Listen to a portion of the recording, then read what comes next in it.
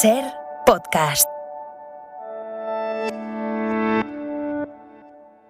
El Mundial de Fútbol, el de Naranjito, la primera visita del Papa Juan Pablo II, la Guerra de las Malvinas, la entrada de España en la OTAN, muchos discos, conciertos, cine, cultura, transgresión y una victoria electoral que revolucionó nuestro país. Por el cambio fue el lema electoral que movió a tantísimos españoles. El 28 de octubre de 1982, mañana se cumplen 40 años, el Partido Socialista ganó las elecciones por una amplísima mayoría, 202 de los 350 escaños del Congreso y casi la mitad del total de los votos, más de 10 millones. Vamos a escuchar esta noche, en hora 25, en los próximos minutos, ¿qué hace alguien como tú en un año como este, 1982? Es un especial repleto de sonidos de la época en el que dos generaciones distintas se sientan frente a frente. Estefanía por dos. Estefanía Molina y Joaquín Estefanía. Y los dos diseccionan ese momento, 1982. La dirección y realización es de Ana Alonso. Estefanía, ¿cuántos años tienes ahora? Pues ahora, Joaquín, este año voy a cumplir 31. Es decir, que en el año 1982 yo tenía 31. Efectivamente, así que tenemos la misma edad en cada época. En cada época. ¿Y qué sensaciones? Tú prácticamente no puedes tener recuerdos y desde luego menos memoria. ¿Qué sensaciones tienes de ese? Ofreciéndoles minuto a minuto toda la información sobre la marcha de los resultados de las elecciones generales 1982. Oye, chico, perdona que me haya retrasado. No te preocupes, hombre. Siéntate. ¿Qué quieres tomar? Sí, un White Label, por favor. Pero, Roberto, no vas a aprender nunca. Es White Label. ¿No lo ves? En la etiqueta está bien claro. White Label. White Label. Ahora sí, hombre. Póngame a mí otro, por favor. Dewar's White Label. Fine Scotch Whisky. Esto a mí no se me olvida.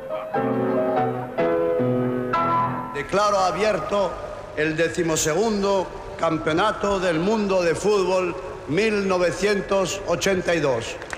A partir de este momento y hasta las 9 de la mañana de mañana, día 29, la cadena SER, de forma ininterrumpida, pretende mantenerles informados del desarrollo de esta jornada electoral, del escrutinio de los votos, del resultado, de lo que será nuestro país a partir de estas elecciones generales. Al dúo dinámico. Al dúo dinámico sí, hace mucho. Sí, pero... Los adolescentes nos miran, los adolescentes de ahora nos miran como los de entonces miraban al dúo dinámico. Ahora somos el dúo aerodinámico.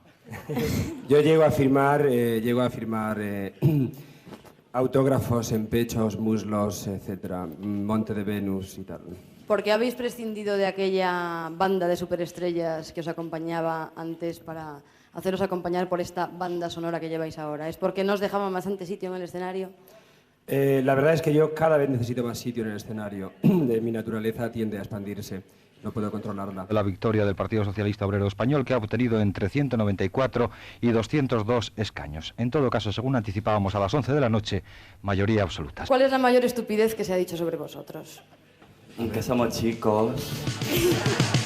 ¿Qué hace alguien como tú en un año como este? 1982. Voy a tener un bebé para jugar y con él, para explotarlo bien. Con Joaquín Estefanía y Estefanía Molina. Voy a tener un bebé, lo vestiré de mujer, lo incrustaré en la pared. Lo imagino como una época muy inocente, donde un país, España, que salía de una dictadura, había pasado una transición, y yo sobre todo tengo la impresión de que teníais mucha ilusión por lo que estaba por construir. Y no creo que eso sea tan común ahora. Mi generación se basa un poco en esta idea de que el futuro será peor, que el mañana será peor, una desazón, tal vez por el tema de la precariedad, la política, la gresca a la que asistimos cada día. Y mi impresión es esa, que hoy en día la gente no cree que el mañana vaya a ser más bonito que el presente. Y una muestra es que el género que más triunfa en las plataformas digitales es la distopía. La gente quiere consumir distopía, tal vez como reflejo de una época. ¿Tú crees que en aquella época teníais esa ilusión? Bueno, por supuesto, esa ilusión sin duda, ¿no? En aquellos años todavía había mucha represión, todavía existía ETA, todavía teníamos mucho miedo, muchísimo miedo a que se produjese un golpe de Estado. Dentro de su ámbito es imprescindible para lograr el objetivo de sacar a España adelante. Ese señor importante que tiene que decidir es un cargo relevante, no se puede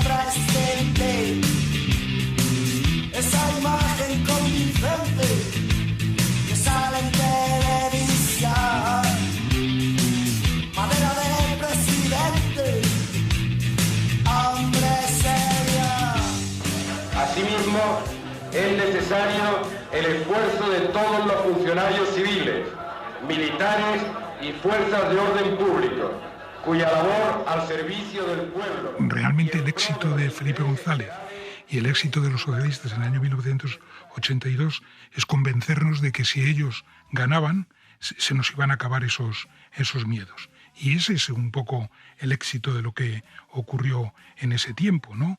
Mucha gente, muchísima gente, gente que no era socialista, no votaba a Felipe González, era de Felipe González. Y su proyecto era el proyecto socialista, aunque no fuese socialista, porque un año antes habíamos visto las imágenes terribles del Congreso que nos remitían a un siglo XX espantoso en ese sentido, ¿no? Sí, algo en estos momentos hay un disparo. Se ha oído un golpe muy fuerte en la cámara. No sabemos lo que es porque se ven la policía, la Guardia Civil entra en estos momentos en el Congreso de los Diputados. Hay un teniente coronel que con una pistola sube hacia la tribuna. En estos momentos apunta. Es un guardia civil, está apuntando con la pistola, entran más policías, está apuntando al presidente del Congreso de los Diputados con la pistola y vemos cómo, cuidado, la policía. No podemos emitir más porque nos están apuntando con la policía. Llevan metralletas. Claro, el miedo era sustancial, es decir, insisto, hacía muy poco tiempo que el teniente coronel Tejero había entrado en el Parlamento, ¿no? Y todos conocíamos otros intentos de golpes de Estado que habían estado en marcha, ¿no? ETA seguía matando. A estas alturas de la noche, de acuerdo con los datos que se han dado a conocer, está claro que el Partido Socialista Obrero Español ha obtenido el respaldo mayoritario del pueblo español. Buenas noches, bienvenidos, hijos del rock and roll. Os saludan los aliados de la noche. Felipe González gana las elecciones el 28 de octubre y creo que es no mucho más de un mes después, tiene que acudir al cuartel general del Ejército al entierro, al funeral de un general, Víctor Lago, asesinado por ETA, y allí fueron él y el ministro de Defensa, Narcís Serra, y es insultado por los familiares de aquel general. Por otra parte, cuando los socialistas en el intermedio, en el terreno de que han ganado y toman posesión, en ese periodo, las reservas de divisas de nuestro país disminuyen mucho, porque hay mucha gente que empieza a sacar el dinero fuera de España. Es decir, que, claro, era un experimento completamente inusual. Los socialistas solos no habían gobernado en España nunca en la historia. Nunca en la transición, ni en la Segunda República, porque allí gobernaron en coalición con otros partidos, ni en todo el siglo XX, desde que nació el Partido Socialista. En el año 82, Felipe González gana las elecciones en un momento en que la revolución conservadora ha estallado con toda su fuerza. Hace 3 años que ha llegado al gobierno británico Margaret Thatcher, que era una ideóloga, es decir, y hace 2 años que ha llegado a Estados Unidos Ronald Reagan.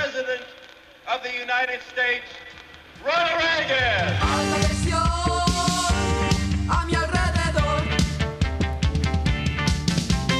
noto la amenaza del vacío, luz de gas.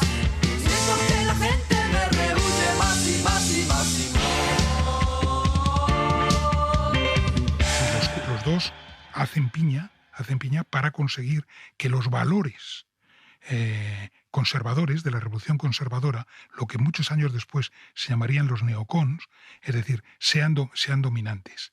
Y además con una peculiaridad que no había tenido el mundo hasta ese momento, no solamente en el mundo de la economía, sino también en el mundo de los valores y en el mundo de la política. Entonces, los socialistas tienen que gobernar, es decir, teniendo en cuenta ese ambiente en el que estaban, también con otro asterisco que es muy importante para entender la situación.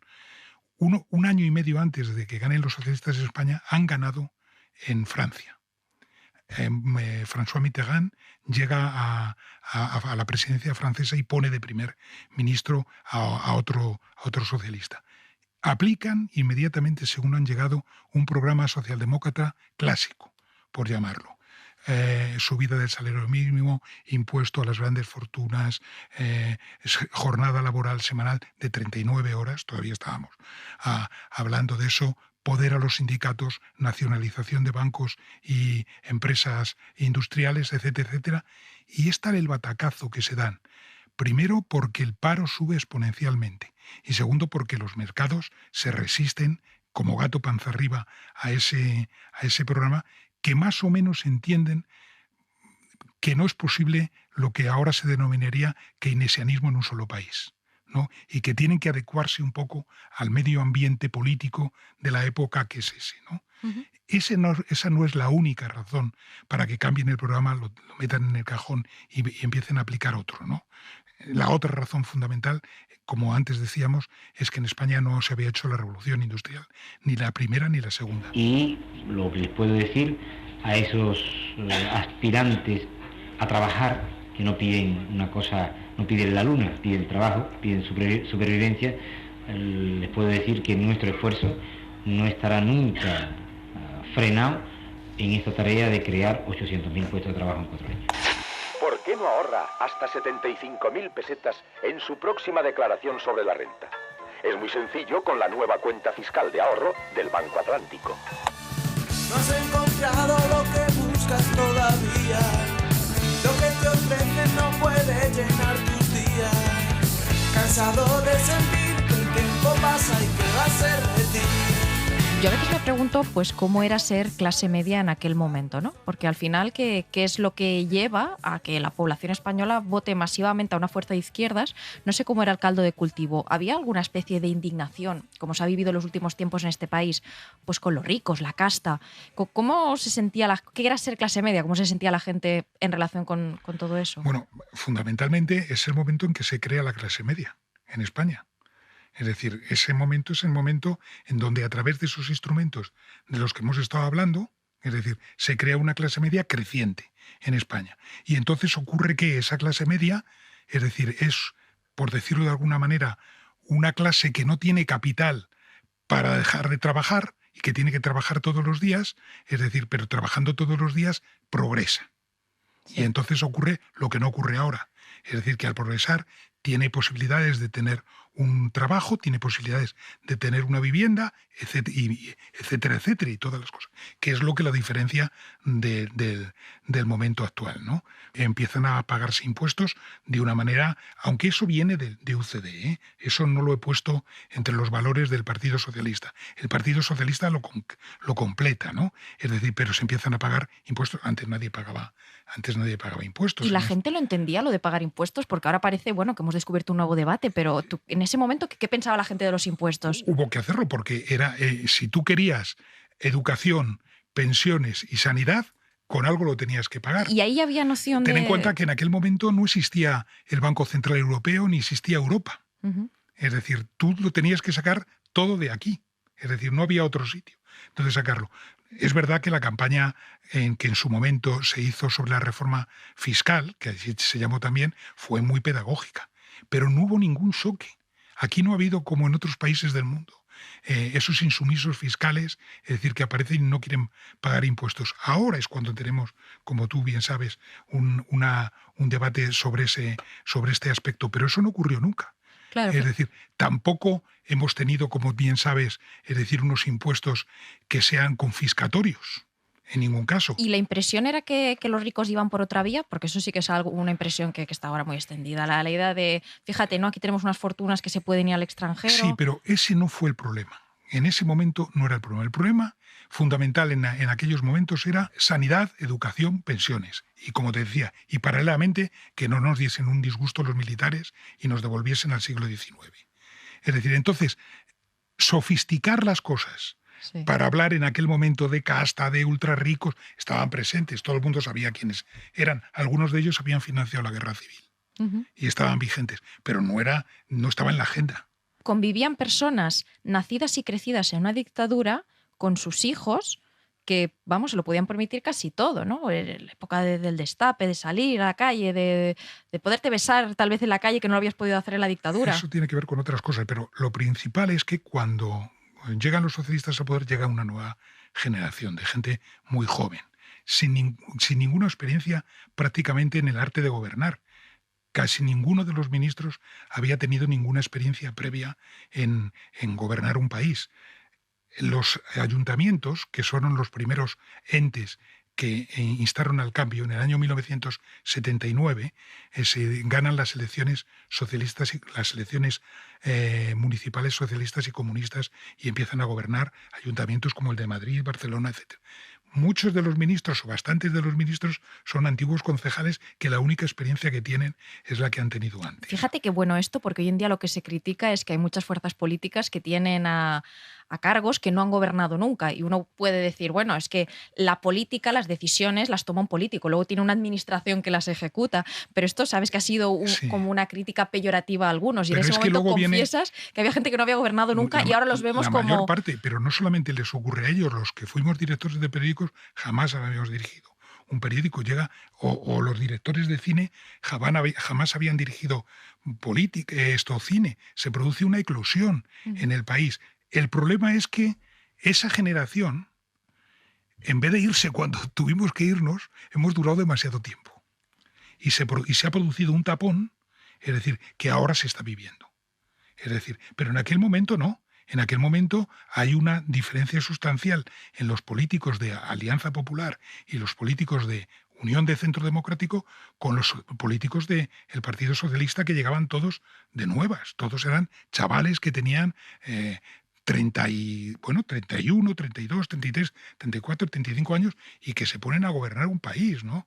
Se ponen a gobernar la entrada de España en la Unión Europea o en la OTAN, ¿no? Es decir, una cosa verdaderamente importante, ¿no? Que hoy alguien plantee seriamente la desaparición de la Alianza Atlántica sin ningún esquema alternativo de seguridad y de paz para Europa, la verdad es que me parece intentar olvidar la historia del siglo XX.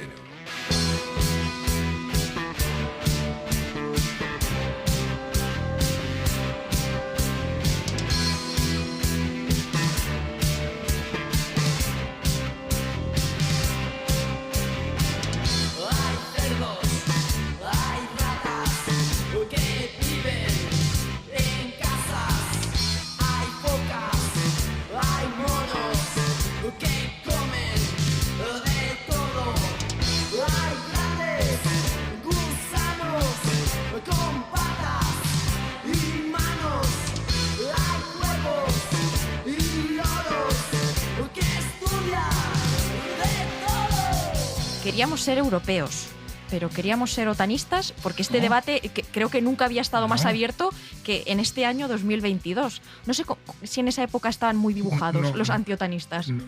Totalmente dibujados, es que todo el mundo era anti-OTAN. Todo el mundo lo era. Es decir, eso es una capacidad de liderazgo de Felipe González, convencer a una nación, es decir, de que no hay que salirse de la OTAN.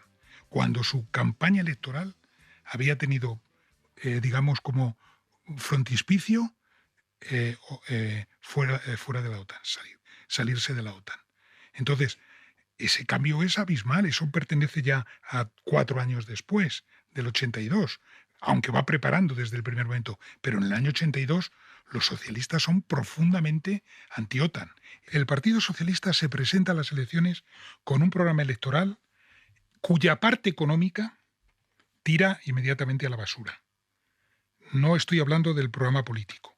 El programa político, que es un programa fundamentalmente de modernización y de refuerzo de las libertades, sigue completamente en vigencia, excepto el punto de la OTAN.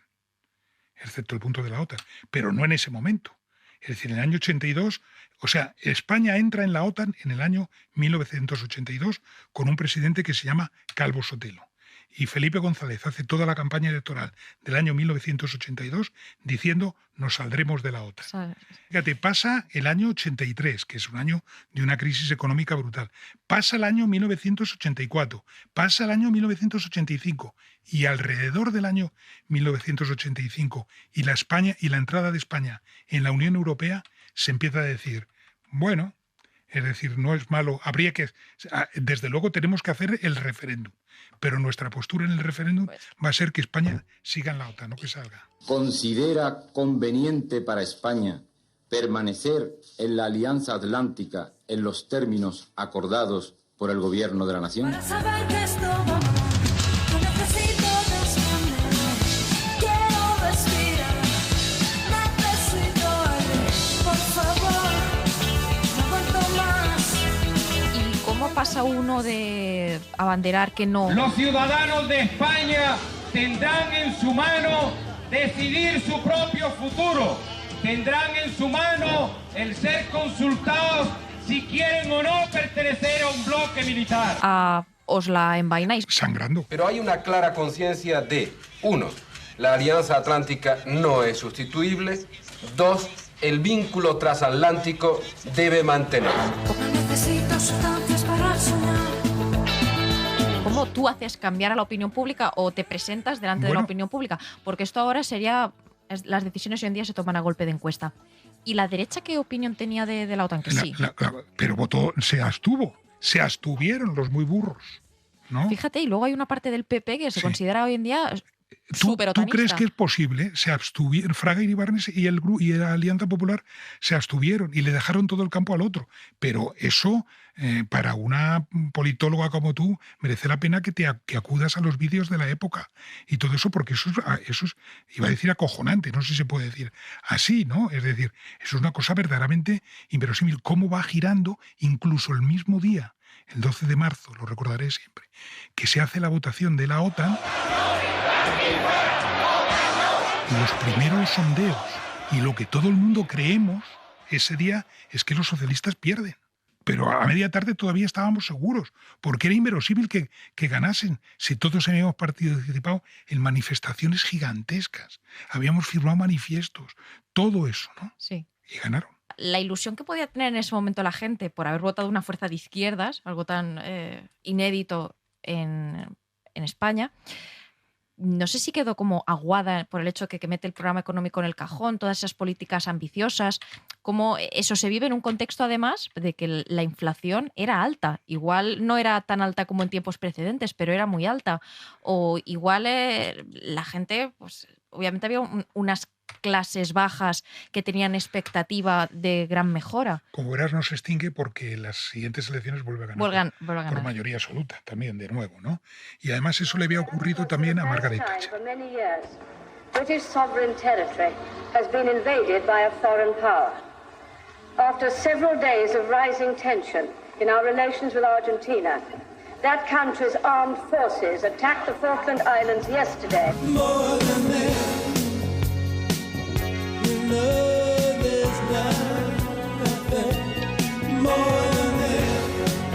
Thatcher llega en el año 79, aplica un programa de ajuste brutal, y sale de la legislatura en loor de multitudes. Bien es cierto que porque se había apuntado a la bandera del nacionalismo británico por la guerra de las Malvinas, ¿no? No solamente eso, que decías, el paro en aquel momento hay que recordar que era el 17%, la inflación, el 15 y pico, el déficit muy alto y la hemorragia de divisas brutal. Los primeros años de socialismo, el año 83, 84, son años terribles porque crece mucho el paro. Ya sabes que hay muchos economistas ortodoxos que dicen que para que las cosas mejoren tienen que empeorar antes, ¿no? Sí. Y en este caso se cumplió así. Empeoró mucho, el paro llegó quizá al 20 y tantos %, no, quizá no, seguro, al 20 y tantos %, y sin embargo vuelve a ganar las elecciones. No solamente mete en un cajón, ¿no?, en el programa económico, sino que los economistas que lo han elaborado, sus compañeros economistas que lo han elaborado, ninguno de ellos es ministro. Hace ministros a dos ministros socialliberales que son Miguel Boyer y Carlos Solchaga, que son los que dirigen la economía casi hasta el final, ¿no? Yo creo que él lo hace porque la población probablemente no es consciente de lo que ha sucedido en Francia, pero él es tremendamente consciente. En aquel contexto, por ejemplo, ¿cómo era vivir con inflación? ¿Era como ahora, con este sufrimiento que tienen las familias? ¿Cómo se convivía con la inflación en aquella época? La inflación siempre es mala. O sea, que es un impuesto para los pobres no es un tópico, sino que es la realidad. La verdad es que en aquel momento era distinto porque los convenios y la negociación colectiva se firmaba a continuación prácticamente con el mismo tope que tenía la inflación y en algunos casos un poco más. Es decir, que iba recuperando.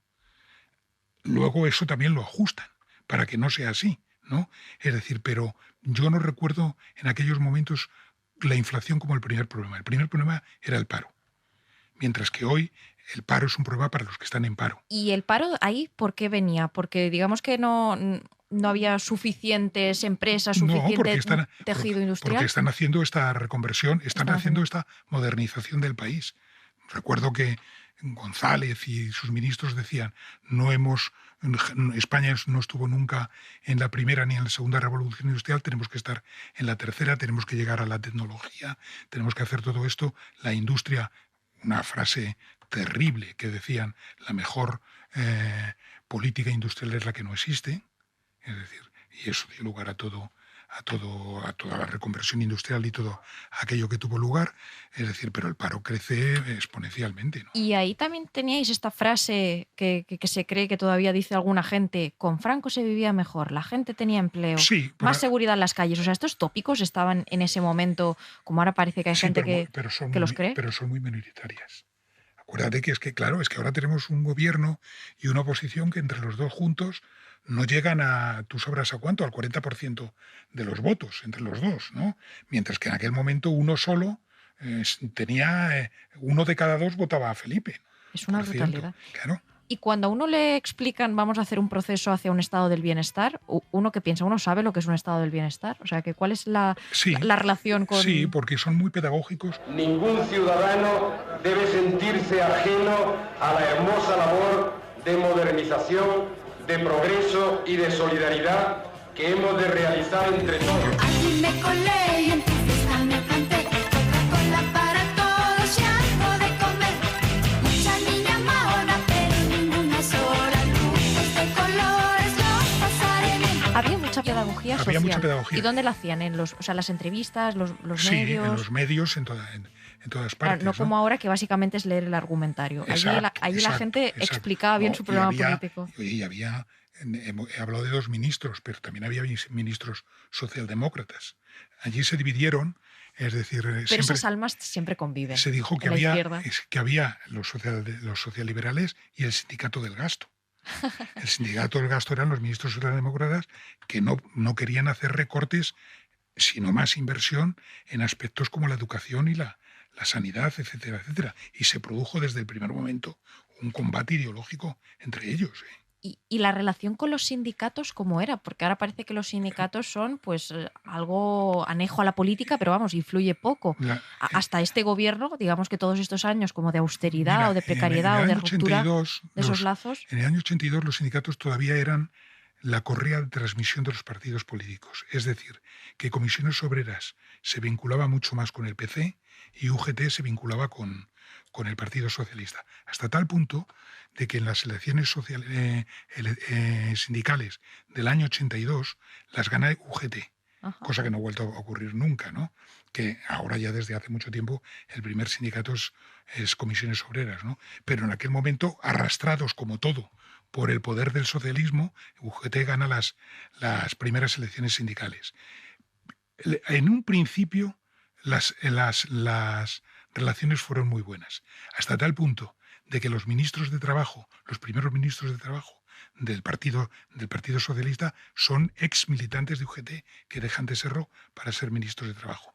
Luego, cuando empiezan a envenenarse a partir del año 85 con las pensiones, con otro tipo de cosas, se van alejando, ¿no? ¿Cómo era en aquella época la movilización política sin redes, sin saber lo que está haciendo el otro? Yo puedo ir a una manifestación porque lo he visto en las redes. Era completamente pero espontánea. Si no, no sé por dónde me entero. El boca a boca, los carteles por la calle, es decir, métodos que hoy te parecen decimonónicos, ¿no? Y lo eran.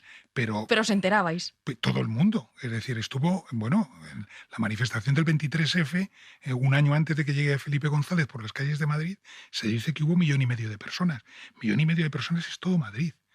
Todas las movilizaciones eran, entre comillas, espontáneas. Sí. O con estos métodos de los que te estoy hablando. Luego está el tema de las redes sociales. Hay ya, como tú bien sabes, una tesis de que en las redes sociales hay cada vez más radicales y menos comprometidos, ¿no? Es decir, que allí todo el mundo dice lo que quiere, pero luego nunca sale a la calle, ¿no? Yo me pregunto si en esa época a los artistas, el famoseo, les daba menos miedo posicionarse políticamente, porque yo creo que algo de lo más terrible que han traído las redes es que cantantes que yo admiraba ahora sé que piensan políticamente y a veces me da un poco de bochorno. O incluso si puedes ver su Instagram, lo que hace con su vida privada, a veces te genera un shock brutal. Y obviamente cuando hacen posicionamientos políticos que a mucha gente le trae consecuencias con todo esto de la cultura de la cancelación, pues este famoso o este artista o este actor, este músico se ha posicionado así, claro, la gente dice ya cancelado, no quiero saber nada de esta persona. En esa época, ¿qué se sentía cuando alguien que tú admirabas culturalmente tomaba partido? Se soportaba mucho mejor que ahora. La campaña sobre la OTAN fue dirigida fundamentalmente por literatos y cantantes, no por gente de otros estratos, que se manifestaban públicamente, es decir, que eran los que protagonizaban los mítines con el OTAN no. Es decir, o sea que la cosa era, digamos, era un país, por decirlo de alguna manera, mucho más desestructurado. Sí. Y en la desestructuración ya ves que las rendijas, los intersticios, dan para que haya más libertad, ¿no? De todas formas, tampoco creamos que aquello era el mundo de Peter Pan, ¿no? Sí. Es decir, por ejemplo, había un programa sensacional que tú habrás oído hablar de él en la televisión, La Clave, sí, de por debate supuesto. que todo el mundo habla, a ver si vuelve La Clave, no sé qué, que fue liquidado por los socialistas de la televisión porque no les gustaba. Olvido Gara, Alaska, tengo yo aquí, que por cierto ha estado hace poco tiempo en otro programa de televisión. Coincidió, la verdad es que ya estaba apalabrada con nosotros en aquel momento, hemos tenido la misma idea, los dos programas al mismo tiempo, por lo Sí, visto. más o menos. ¿Y a Alaska qué le parece todo esto de la política cultural de un partido, de un ministerio, etcétera, etcétera?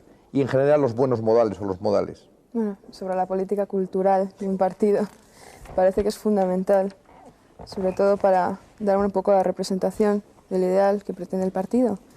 Entonces siempre se habla de la juventud, los malos modales en la juventud, y es un poco un cliché, un tópico, porque eso es como la ruptura generacional. Todas las generaciones van a decir que tienen una ruptura con la anterior, todas las generaciones van a decir que la juventud que les está inmediatamente después ha perdido un poco los buenos modales que ellos tenían y que en sus tiempos eso no pasaba. Esto yo creo que viene ocurriendo de siempre. De siempre. De siempre. Pero eso es buscado además, por ejemplo, la gente, los chicos que van a ver Alaska o que van a oír Alaska y a verla también, porque es un espectáculo ver ya la apariencia, ¿no? Eso de los buenos modales, para empezar, un título como el de hoy probablemente no les interesa nada. Sí, seguramente. Como el de La Clave. Seguramente, en eso estoy de acuerdo. Y estoy de acuerdo también en que no hay en absoluto buenos modales entre la gente de mi generación, aunque tampoco creo que los haya entre gente de otra generación.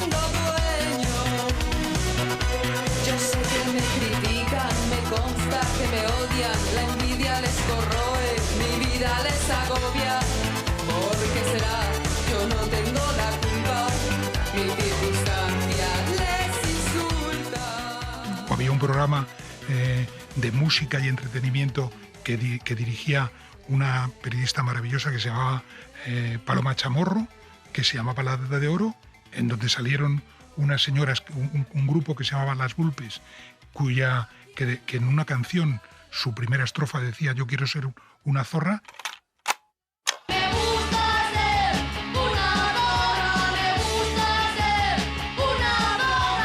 y se lo liquidaron inmediatamente.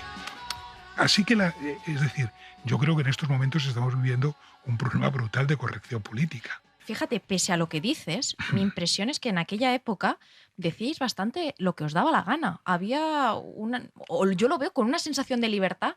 Es que hoy en día, es como te lo cuento, Joaquín, un escritor, un quien sea, puede decir algo que se ponga en contra a la opinión pública porque en las redes empieza pues, a amotinar la gente a criticarlo, luego eso tiene un pacto en los medios tradicionales y así se genera como un repudio de esa persona. Pero no se puede comparar precisamente por eso, porque los procedimientos son diferentes. Insisto, yo creo que era un movimiento, ahora acaba de salir un libro que me parece que se titula algo así como que la libertad de expresión no fue una fiesta. Es decir, porque habla de todas las veces que secuestraban las revistas, secuestraban los periódicos. Como tú bien sabrás, en el periódico La Extrema Derecha, en el periódico El País, la extrema derecha puso una bomba, mató a un conserje y hirió gravemente a otro. Es decir, todo eso existía. O sea, tienes razón, porque a veces la gente dice, no, la autocensura es lo mismo que la censura. No, para nada. Es decir, que uno quiera ser un poquito más políticamente correcto, un poquito más educado, por así llamarlo, nunca va a ser lo mismo que todo eso que tú comentas. Es decir, que miedo a tu integridad física o que miedo a que te echen o que te cancelen el programa. Pero lo veo también en los límites del humor. ¿Tú has oído hablar de Tip y Col? Sí, sí, sí. Bueno, pues era muy curioso. Hemos venido aquí única y exclusivamente a pedirles 2.000 pesetillas. Sí. 1.500 para mí y 500 para él. Ya estás como Solchaga, todo lo quieres para ti. No, para ti y Col, para ti y Col. Muy bien.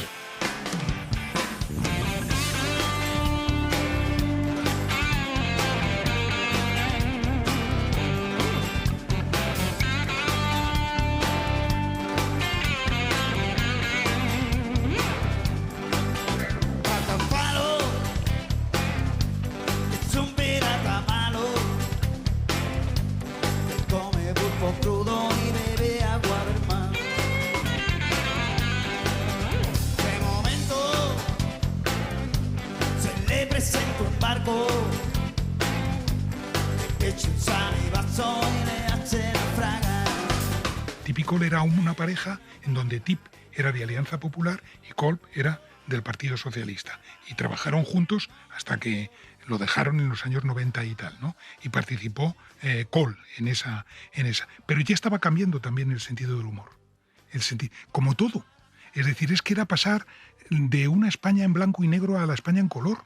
Pero eso no tiene que ver no tiene que ver principalmente con la ideología socialista, tenía que ver con una generación nueva de gente que llegaba a la política, a la cultura, a los medios, a todas partes, ¿no? Y eso es lo que hace que cambian también, entonces, evidentemente también por cierto, dejan de ser normalmente, no en todos los casos, personajes individuales, humoristas individuales los que salen y empiezan a aparecer los Martes y 13 y un montón de chavales que empiezan a hacer este tipo de cosas. Encarna de noche para todos los amigos del mundo. Dígame. ¿Encarna? Sí, encarna de noche. ¿Oiga?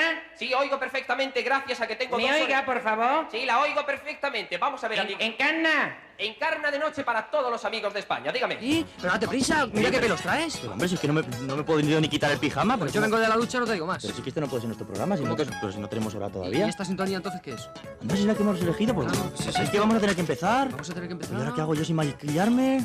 Oye, bueno, venga, vamos a presentarlo, vamos a presentarlo, estamos en antena. Sí, hay que decir. Hola, ¿qué hay? Buenas tardes, estamos en antena ya, estamos con todos vosotros. Está bien presentado, ¿te parece, no? Sí. Ah, queda bien, ¿no? Bueno, prueba tú a ver si presentas mejor. Hola, buenas tardes, estamos en antena ya, vamos a presentar un programa que no sabemos de qué va todavía. Hombre, no sabemos de qué va, pero sabemos cómo se llama. Este programa se llama La Pera, es un buen nombre porque nosotros pretendemos ser... Oye, ¿qué pretendemos ser? Pretendemos ser La Pera. Claro, nosotros somos La Pera. Y La Pera somos Guillermo Fesser y Juan Luis Cano, que vamos a hacer un programa. ¿Te parece bien a ti? El mundo de la cultura apoyó mucho al Partido Socialista. Lo que no había... y yo creo que no ha habido prácticamente luego tampoco, es apoyo a la derecha. Ahora sí hay alguno, en una campaña electoral hace 2 o 3 campañas apareció Julio Iglesias, que apoyaba al Partido Popular, etcétera, etcétera, pero muy poco, mientras que el mundo de la cultura en general apoyó mucho a Felipe González. Empezando por el acontecimiento cultural más importante de ese año, es que le dan el Premio Nobel de Literatura a... García Márquez. A Gabriel García Márquez, que es muy amigo de Felipe González y al que apoyaría luego muchas veces. En una de las campañas posteriores, el mitin final de campaña, la foto de los periódicos del día anterior era García Márquez en el mitin de Felipe González. Y eso es también un periodo relativamente excepcional. Conforme ha ido pasando el tiempo y los socialistas se desgastaron, ese apoyo del mundo de la cultura se ha distanciado mucho. Ya no hay. Fíjate, el otro día, viendo un programa de televisión, vi a Miguel Ríos. Y Miguel Ríos dijo: yo jamás he ido a un concierto sin que me pagasen, excepto a los del Partido Socialista. Es decir, que tenía una vinculación, pues supongo que ideológica o de amistad o lo que fuese, ¿no? Entonces, esa fue un apoyo que tuvieron los socialistas al principio y que han mantenido mucho más debilitada hasta el final. Con Rodríguez Zapatero se produjo también un poco, con el mundo de la cultura, ¿no? Y entonces podríamos decir que antes de que llegara el año 82, de la victoria del PSOE, todo el crecimiento cultural, el destape, los años de expansión, de salir la gente a la calle, ambiente mucho más festivo, ¿eso fue parte de la gestación de la victoria del PSOE? Sí, el arte, la cultura, la música. No digo que sea el huevo y la gallina, ¿no?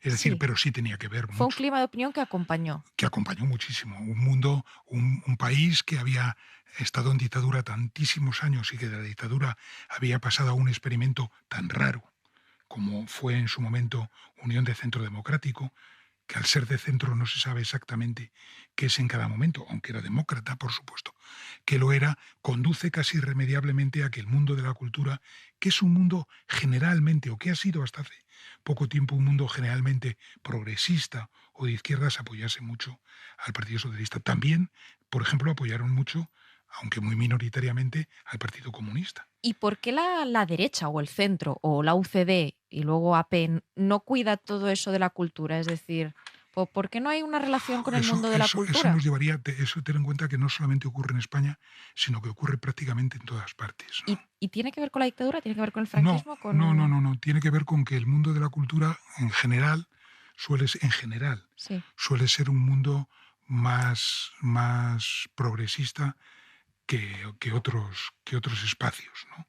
Eso ocurre cuando ves, por ejemplo, a quien invita Bill Clinton o Joe Biden a las fiestas de toma de posesión y tal, pues allí está Bruce Springsteen, está el mundo de la cultura. Eso no ha ocurrido con Donald Trump, ni ocurrió con Thatcher, ni con Reagan, ni con esta gente.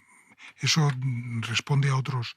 Tendríamos que profundizar mucho eso, pero en España sí que tenía mucho que ver con eso. En todo ese contexto de transgresión, de destape, la música, salir a la calle, movilizarse, hay un elemento que no podemos obviar, es la cuestión de la droga. ¿Cómo es ser joven en esa España? Yo me imagino que había mucha gente que lo vivía con total inconsciencia, que iba a saber uno lo que era la droga. Completamente. Las campañas importantes respecto a la maldad de las drogas se hicieron después.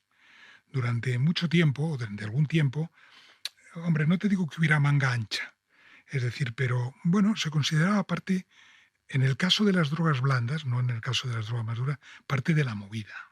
¿Excitantes o tranquilizantes? Excitantes, aquí sí, excitantes. Bailando, me paso el día bailando, y los vecinos mientras tanto no paran de molestar. Se había normalizado en el ambiente que era como beber alcohol, como forma de diversión. No sé si tanto como normalizarlo, pero era frecuente. Y hay varios ejemplos de hijos de intelectuales muy conocidos de la izquierda que murieron por sobredosis. ¿Y la droga era una cosa de ricos, de personas muy precarias, de gente muy pobre? Yo no puedo decirlo eso porque no lo conocí, pero yo conocí el mundo un poquito, este mundo en el contexto, digamos, de la burguesía cultural, o por decirlo de alguna manera, ¿no? De ese mundo de Malasaña. ¿Tú crees que ahí tenía un prestigio, como una especie de... No sé si prestigio. ¿Modernidad? Pues seguramente. El hecho de pues seguramente. O sea, por drogas blandas, porque luego vinieron los años de la heroína y aquello sí que fue tremendo para la sociedad española. Eso es a lo que me refería, ¿no? Que finalmente penetró la heroína y entonces mató a mucha gente, ¿no? A mucha gente, hija de conocidos y tal. Pero bueno, la marihuana, hasta la cocaína, etcétera, etcétera, pues hubo... Yo creo que yo no conozco nada de este mundo, ¿no? Pienso que en aquel momento estaba un poco más extendido que ahora, pero quizás que yo ahora no lo veo, ¿no? O sea, yo diría que ahora está muy extendido, pero como muy silenciado, tal vez porque no tiene esos efectos letales en la mayoría de la población como tuvo el boom de la heroína. Hoy digamos que mi impresión como joven es que la droga está muy extendida, pero son drogas que no te matan así a bocajarro, por así decir, ¿no? Claro, obviamente hay gente que muere y obviamente enfermedades y trastornos y a nivel neurológico destrozo tremendo. Pero es eso, tal vez es que fue muy impactante para la sociedad española el SIDA cuando llegó, que alguien muriera de una raya, que alguien muriera pinchándose una jeringuilla. ¿No? O sea, eso era muy evidente. Y eso se trasladó luego al mundo del cine. En el mundo del cine hubo... Cine kinky. ¿Te importaría subirte las mangas? Venga, hombre. Vamos, quiero que tu padre te vea los brazos. Su hijo es heroinómano. No solamente el kinky, también hay otro cine que no es el cine kinky, pero que también hay muchas escenas relacionadas con la droga. Me comentaba una compañera periodista que los actores no eran actores, que eran personas yonkis que habían fichado por la calle. En el caso de algunas películas del llamado cine kinky que dirigía un personaje, un director llamado Eloy de la Iglesia y algún otro. Y eso no parecía como inmoral, es un poco inmoral utilizar a un yonki para que... En aquel momento no se consideraba como una inmoralidad, ¿no? Y además probablemente se pensaba que introduciéndolos en el sistema a través del cine, pues aquello iba a cambiar, ¿no? ¿No había como una especie de indignación social del gobierno tiene que hacer algo frente a esto? O... Es que ya te digo que luego hay un determinado momento que ahora mismo no sé establecer en el tiempo, donde las campañas pedagógicas en contra de la droga se hicieron muy fuertes, ¿no? Cosa que en los primeros años de la transición no fue así. Apoyado en un rincón, esperando la ocasión de empezar, de comenzar un trabajo, nada más. Estefanía, a mí me interesa mucho saber cómo veis desde el mundo de hoy el tema de la educación. La educación fue uno de los centros de atención de los socialistas cuando llegaron al poder. ¿Tú crees que se ha construido una educación que pueda ser compatible, que pueda considerarse compatible o homologable con la de los países de nuestro entorno? Fíjate, mi impresión es que en aquella época estudiar tenía como un gran valor. Como el nivel de exigencia era mayor, que los contenidos eran profundos, eran sesudos. Y claro, igual yo la imagen que tengo es la de una España donde no todo el mundo se podía permitir ir a la universidad. Pero hoy en día, que obviamente tampoco va todo el mundo a la universidad, creo que es una de cada 3 personas que va, la impresión es de una depauperación de la calidad de la enseñanza. Y mucha gente, pues de tu quinta, lo que me traslada es que sí que tenían la sensación de que, igual no todos son representativos, pero los que han estudiado, que el nivel era alto, que había mucha exigencia, que el profesor no se ajustaba al nivel de la clase, que aquí se daban estos contenidos y tú tenías que esforzarte en sacarlo. Igual pienso más en la universidad, pero claro, obviamente a nivel de alfabetización, por ejemplo, mi abuela no sabía leer ni escribir. Claro, es que ahí hay una alfabetización brutal, entiendo, de las clases medias bajas. Es que eso es muy importante porque cuando en este país se dice como argumento que desde el año 82 o desde la transición hemos tenido no sé cuántas leyes educativas, claro, y que la educación es muy mala y tal, hay que partir del hecho de que lo fundamental en aquel año era universalizarla, que no hubieran analfabetos. Es decir, luego se ganaron otros aspectos, por ejemplo, el que tú mencionas. No recuerdo las cifras, pero la universidad creció por 3 el número de gente que iba a la universidad. Pero el elemento fundamental era que no hubieran analfabetos. Y claro, cuando tú tienes aspectos cuantitativos tan importantes como este, los cualitativos se van ganando con el tiempo, ¿no? Y ir a la universidad era un motor de prestigio, porque fíjate, hoy en día hay gente que si estudia una formación profesional casi se va a ganar mejor la vida que muchos universitarios. O sea, en aquella época era como, por favor que mi hijo vaya a la universidad porque esto es de prestigio, solo iban los ricos, la formación profesional era una opción, o sea, ¿cómo se vinculaba el tema de la clase con el tipo de educación que tú ibas a recibir? La formación profesional era despreciada olímpicamente. Todo el mundo quería que tu hijo, el hijo del obrero, fuese el primero de la familia que fuese a la universidad. Insisto en lo que te decías antes, eso no empieza el 28 de octubre, ya venía de tiempo antes, aunque estos le dan mucha potencia. Pero claro, ser universitario en aquel momento era todavía digamos, tener una medalla que te permitía probablemente adquirir un puesto de trabajo que sin ello no hubieras tenido, cuando en la actualidad eso no funciona así.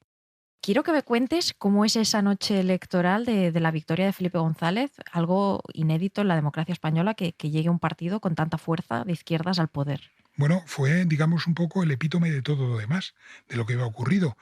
Solo había una televisión. La española. La española estaba en... A ver si me recuerdo cómo fue todo. Habían puesto un programa de entretenimiento toda la tarde que dirigía José María Íñigo, ¿sí? Que se estaba celebrando en el Florida Park en directo en El Retiro, y de repente un locutor muy conocido, Lalo Azcona... Antes de pasar a Florida Park, vamos a darles unos datos que resumen de una manera bastante gráfica. De repente dijo, señoras y señores, conectamos inmediatamente con el Hotel Palace, es decir, porque ya hay algún resultado de las elecciones. Los datos son los siguientes. El PSOE ha obtenido 8,5 millones de votos, es decir, más de 3 millones más que en las anteriores elecciones. No había resultados oficiales todavía. Entonces apareció Felipe González con Alfonso Guerra, en su número 2, y dijo, con los datos que nosotros tenemos en estos momentos, el Partido Socialista ha ganado las elecciones. Y entonces se organizó la de Dios.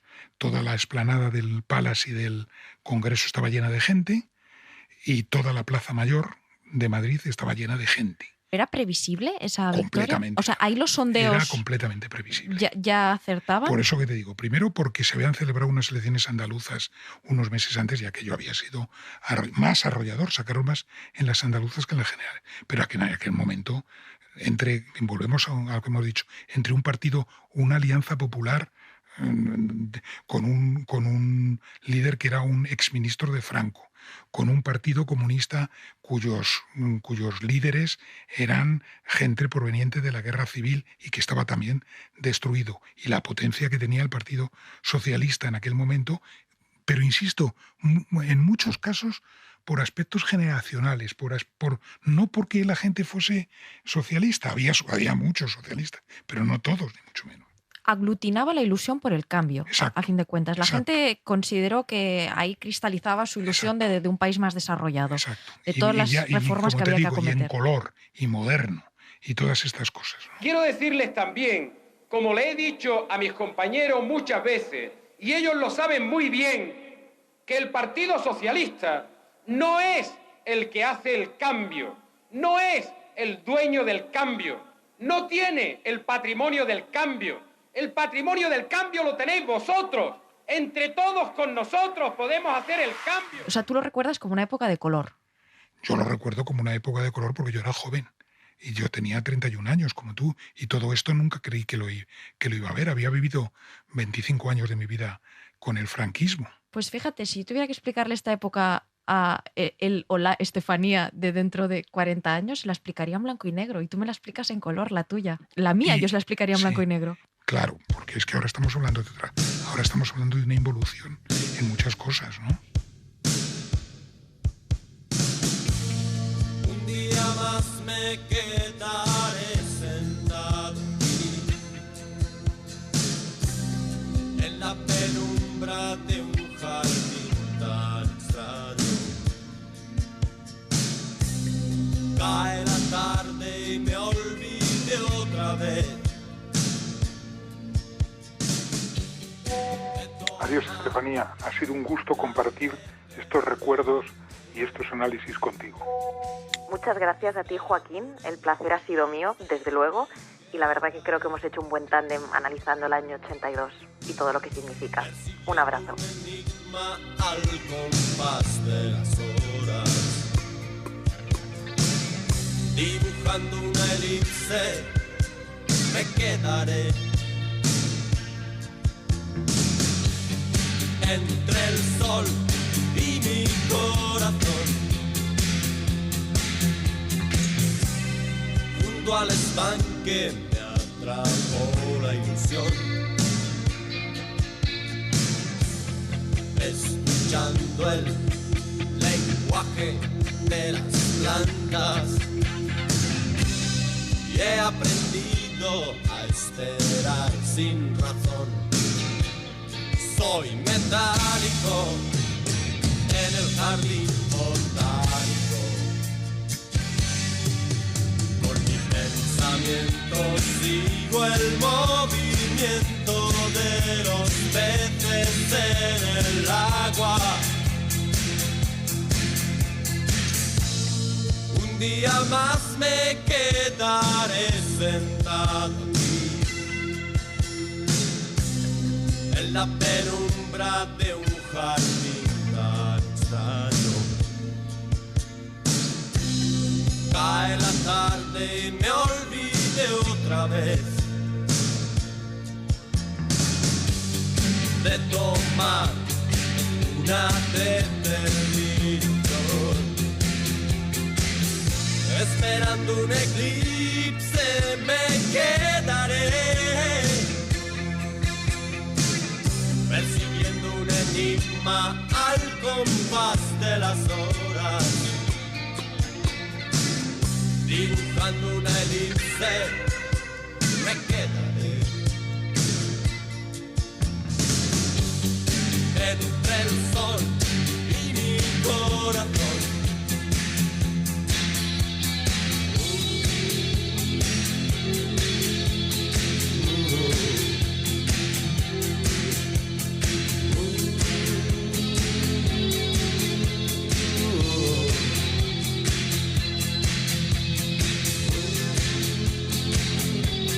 Soy metálico en el jardín botánico, por mi pensamiento sigo el movimiento de los peces en el agua. Soy metálico en el jardín botánico, por mi pensamiento sigo el movimiento de los peces en el agua. Soy metálico en el jardín botánico, por mi pensamiento sigo el movimiento de los peces en el agua.